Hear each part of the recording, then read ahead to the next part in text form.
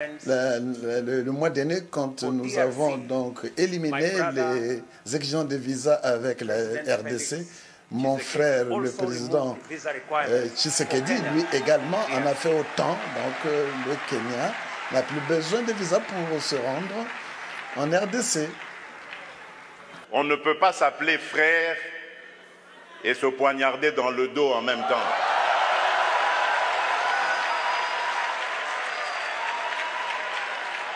On ne peut pas s'appeler frère et se poignarder dans le dos en même temps.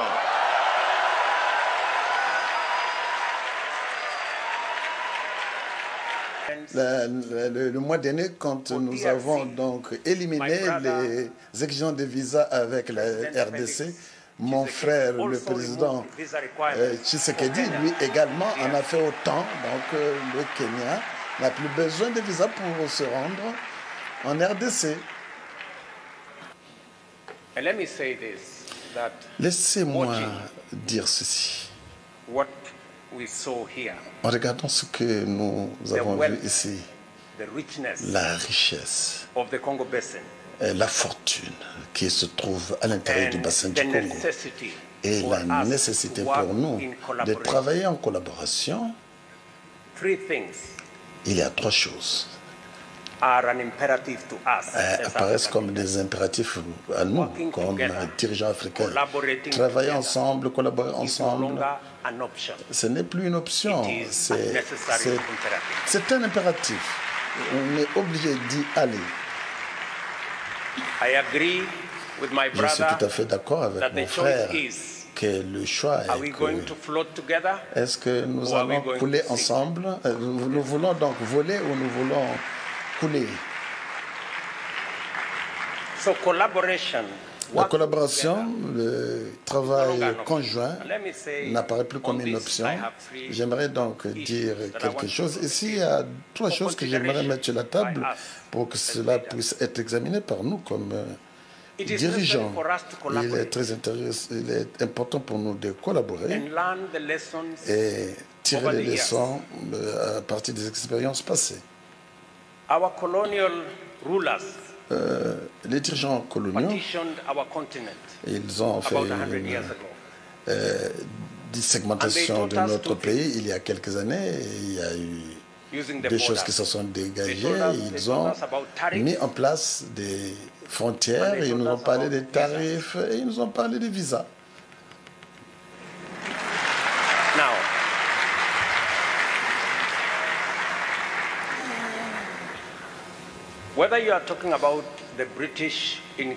Qu'on parle des Britanniques au Kenya, des Belges, des Portugais, aujourd'hui, tous sont membres de l'Union européenne. Ils n'ont pas de tarifs. Ils n'ont pas de tarifs, ils n'ont pas de visa, c'est l'Union européenne. Les gens à qui on a laissé les visas et les tarifs, c'est nous. Et ils ont tout enlevé.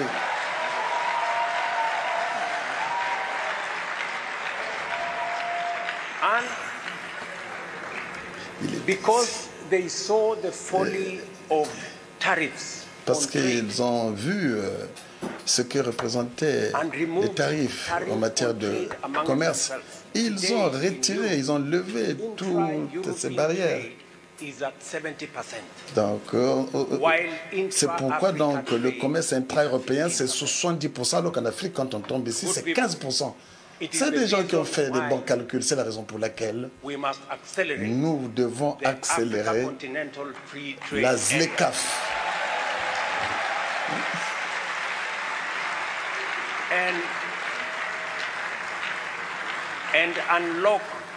Et nous devons donc déverrouiller le potentiel qui existe pour les pays africains pour pouvoir commercialiser, faire développer le commerce entre le commerce intra-africain. Deuxième chose,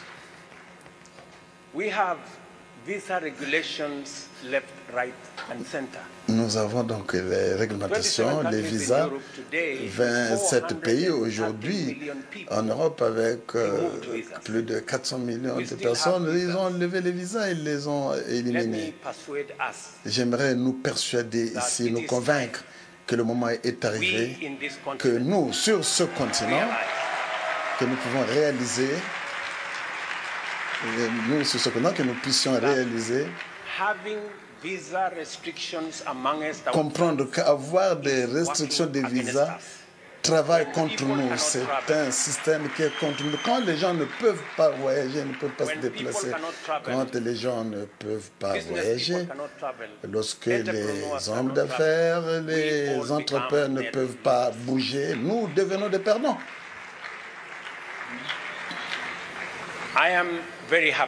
Je suis très heureux de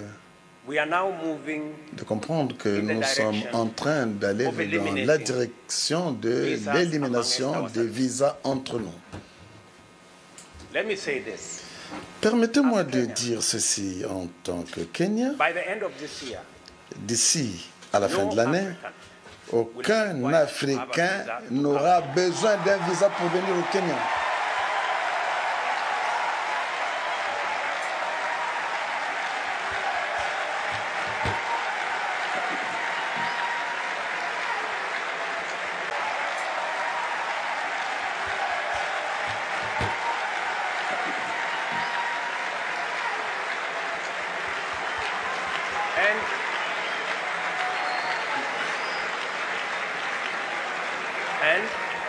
Et je suis très fier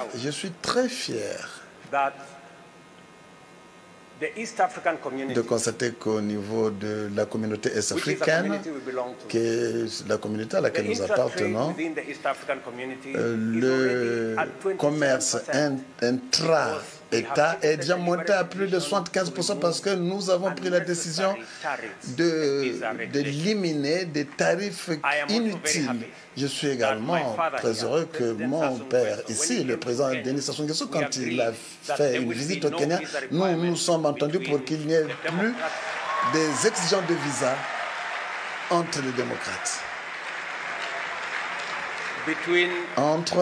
Il n'y a plus de visa entre le Kenya et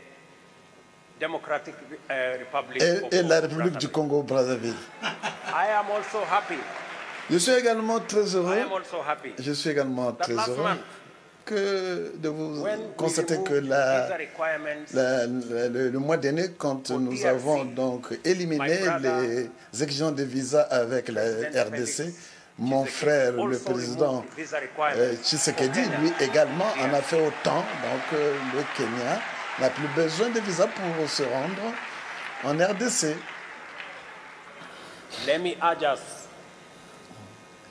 J'aimerais également ajouter que nous avons besoin d'une collaboration plus grande. Les enfants de ce continent ne doivent pas être enfermés, emprisonnés dans des frontières en Afrique, dans leurs pays respectifs.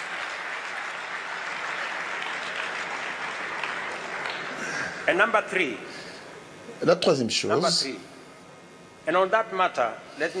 sur cette question, j'aimerais ajouter en disant que dans le cadre de la mise en place du réseau qui va faire que nous puissions faciliter la circulation des biens et des personnes, le Kenya va ouvrir une ambassade ici au Congo. Cette année, nous allons ouvrir une ambassade en Côte d'Ivoire et nous allons également ouvrir une ambassade au Maroc, à Rabat, en Érythrée, parce que le moment est arrivé de comprendre l'importance de faire le commerce entre nous et nous permettre la circulation, les personnes et les idées d'aller au-delà des frontières. L'une des choses les plus importantes que je voulais dire, il y a 10 jours, la semaine dernière, nous avons eu une très grande réunion à Marrakech. Et donc, les discussions au niveau de Marrakech étaient sur l'argent, le financement. En tant qu'Afrique, aujourd'hui, en tant que Grand Sud, particulièrement en Afrique, nous avons un rôle de pivot. Parce que, à cause des changements climatiques, cette fois, l'Afrique ne va plus être une simple victime. En fait, l'Afrique ne constitue pas le problème. L'Afrique représente la solution plutôt.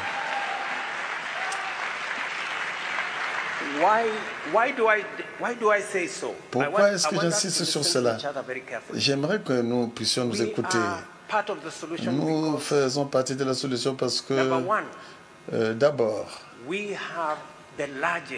nous disposons de la plus grande réserve des ressources des énergies renouvelables. Ça se trouve dans notre pays, dans notre continent. Nous avons donc 30% des richesses minières, y compris les minerais qui sont nécessaires pour l'énergie, pour la transition énergétique. Ensuite, nous disposons de 50% des terres arables qui ne sont pas encore cultivées. Avec une agriculture intense, nous n'allons pas seulement nourrir nos populations, nous allons nourrir le monde.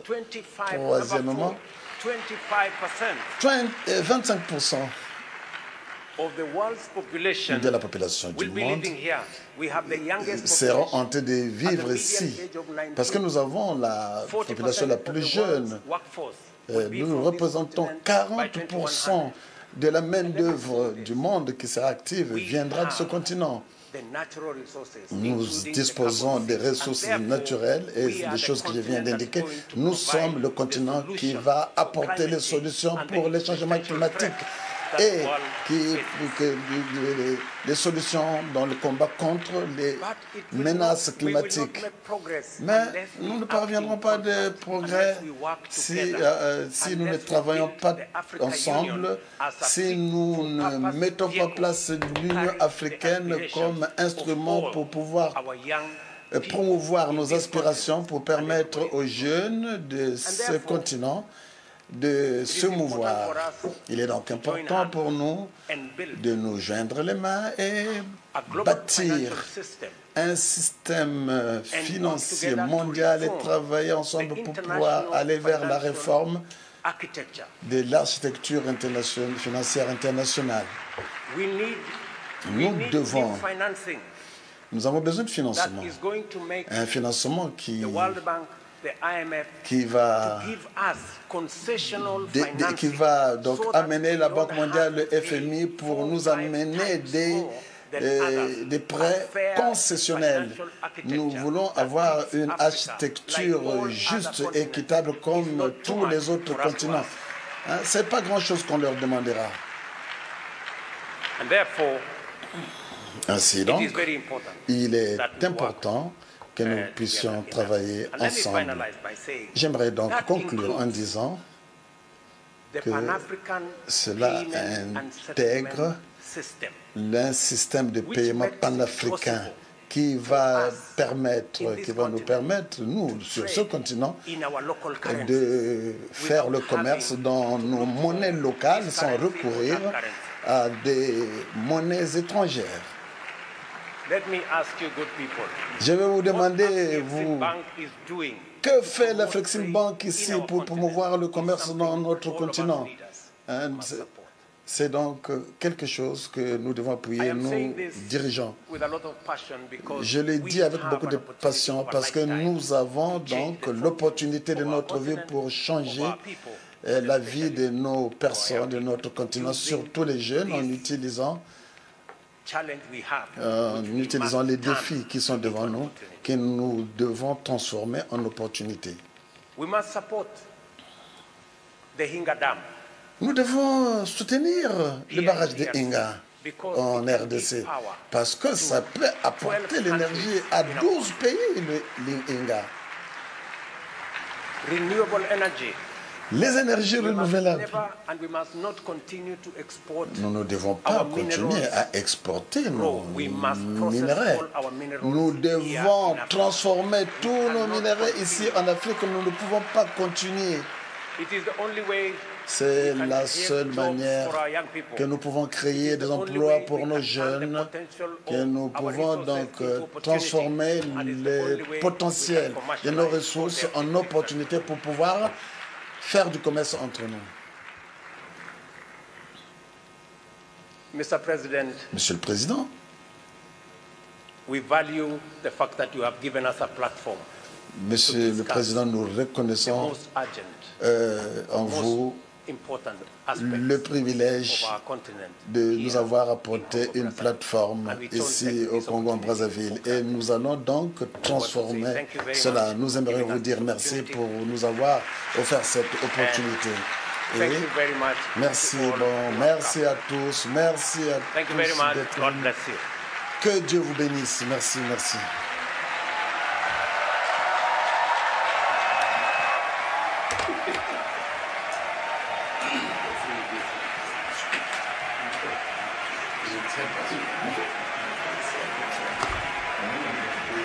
Permettez-moi de réagir à la très brillante prestation de notre frère le président William Ruto, qui malheureusement s'est un petit peu déplacé, mais également de notre frère le président Brice Oligui, sur la nécessité d'être unis et les avantages qui en découlent.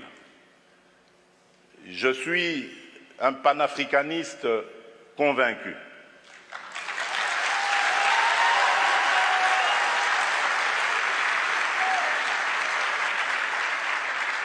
Et je suis vraiment rompu à cette conviction. Et lorsque je suis devenu, c'est ça la preuve d'ailleurs, lorsque je suis devenu président de la République, il y a presque 5 ans maintenant, la première destination à laquelle j'ai réservé mes déplacements, c'était l'Afrique. J'ai commencé par le Kenya, à l'époque du prédécesseur du président Ruto, puis je suis passé par l'Angola et je suis arrivé en République du Congo, chez notre aîné, puis j'ai fait le Rwanda et l'Ouganda, et depuis lors,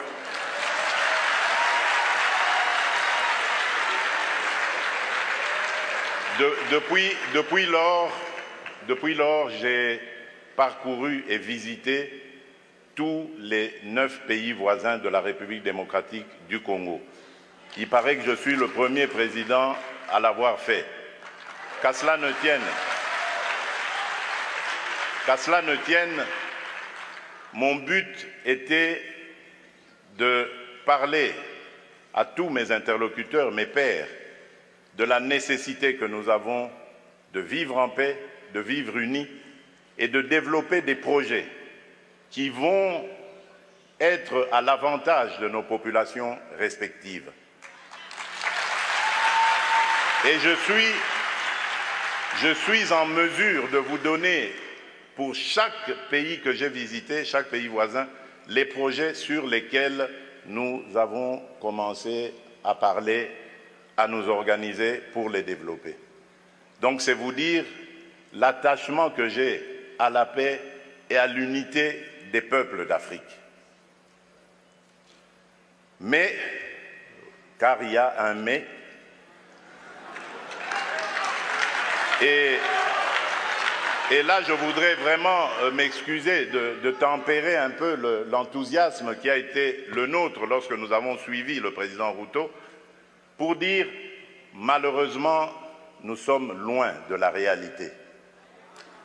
Parce qu'en ce moment, par exemple, où nous parlons de ce sujet très, très important, hyper important, la conservation de notre biodiversité, de nos forêts, il se passe actuellement dans le parc de Virunga une des réserves naturelles les plus importantes au monde, en forêt et en biodiversité, un activisme armé qui met à mal cet écosystème. qui le détruit. Et cela n'a pas été décidé à Washington, à Paris, à Bruxelles ou à Londres. Ça a été décidé en Afrique, et plus précisément à Kigali.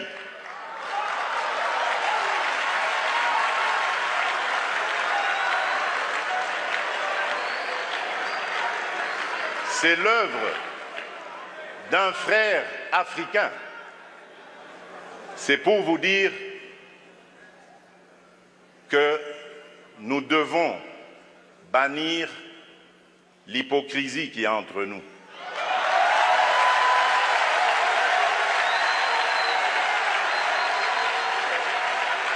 Nous devons bannir des fléaux tels que le tribalisme, la haine de l'autre.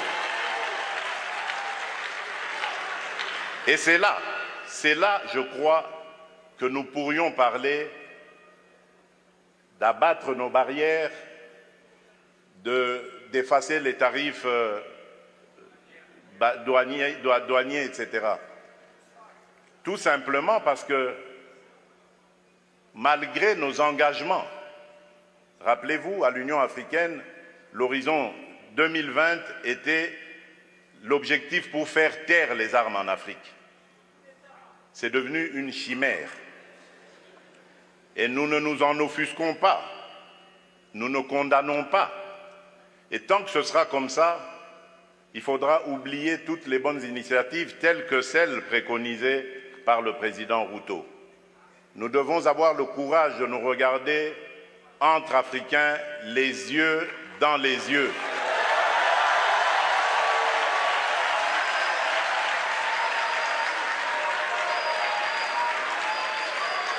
Et nous dire qu'on ne peut pas s'appeler frère et se poignarder dans le dos en même temps.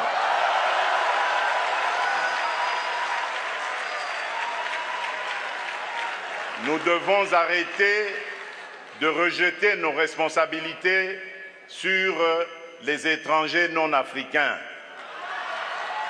La colonisation, ça fait une soixantaine d'années qu'elle allait terminer en Afrique. Ceux qui nous avaient colonisés, divisés, aujourd'hui ils ont compris le sens de la paix.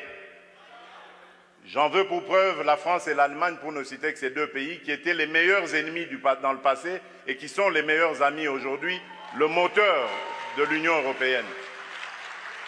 Tant que nous ne réfléchirons pas comme ça, eh bien ces gens-là, ces amis, ces partenaires à qui nous rejetons toujours la faute, ils continueront à nous prendre pour des irresponsables, ils ne nous respecteront jamais.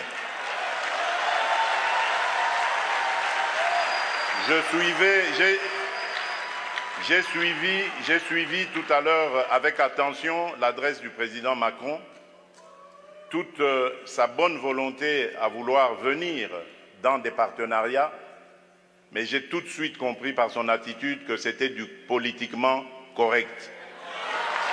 Il n'en croyait pas un mot. Non pas parce que lui est menteur, non, loin de là. Parce que nous ne sommes pas sérieux, et eux le savent. Le jour où nous mettrons fin à ce à quoi nous assistons aujourd'hui, à l'est de la République démocratique du Congo, par exemple, des voisins qui viennent semer la pagaille, la mort, la désolation, uniquement dans le but de s'enrichir, de piller les ressources. Le jour où nous mettrons fin à ce genre de comportement, alors oui, là nous aurons compris. Parce que je suis désolé, en tant que président de la République démocratique du Congo et face à ce genre de choses, je ne suis pas tenté de construire des ponts, mais plutôt des murs pour sécuriser ma population.